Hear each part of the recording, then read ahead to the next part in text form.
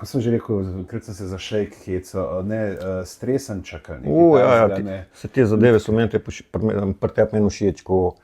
posloveniš neke take. Ja, dajmo se igrati z jezikom. Sploh te like, ko prevajaš. Dajmo se igrati z jezikom. Veš, meni je to, zdaj, če so glih pri jeziku, meni je všeč ta doktrina, ki jo Kozma Ahačič iz Inštituta Frana Ramovša na ZRCZU fura, ki je pač, da jezik moraš imeti rad, ne smeš se ga bati. Jezik raziskuješ, z jezikom se igraš, tako da, ne vem, ponovadi dostikrat je tako, tudi kad snemamo, kad dobivamo pri podcastu, če veš, kad mislim vprašanja, pa so kdaj tako ljudje, pa zdaj se upravičujem pižami za slovnične napake, pa zdaj čekaj, tukaj je pa ena kupica vejic, ni kupica, en kup vejic, pa jih dejte, če kakšna fali. Se mi zdi, ne vem, jaz nisem tiste vrste človek,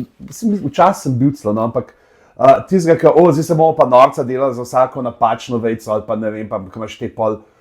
skupine na Facebooku, pa mi se pa zdaj delamo norca, ki je nekdo eno črko narobe postavil, ali pa to se je, kakšna nepismenost, pa funkcionalna nepismenost, pa kakšne napake so res take, da se lahko hahljaš zraven, ali pa pač zgroženo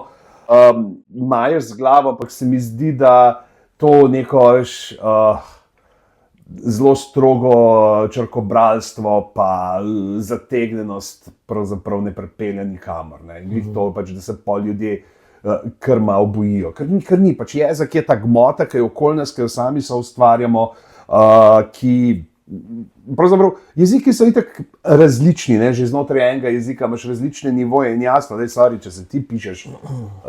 s kolegom nekaj na Facebooku, ki je vse ni uraden, pol uraden kanal, pač pol uraden zaradi tega, ker več ljudi to vidi. Se ti ni treba vseh nekih pravil držati, če neka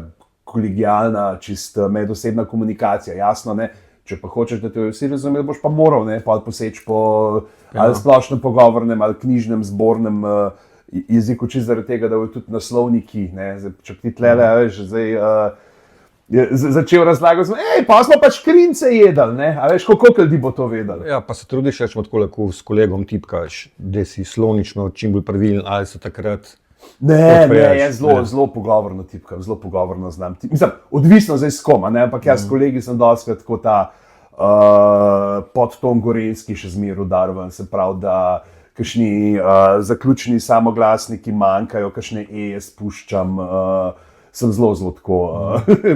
Spet odvisno kakšna je, ampak če so neko menjenje ali za kakšno jedačo, pijačo ali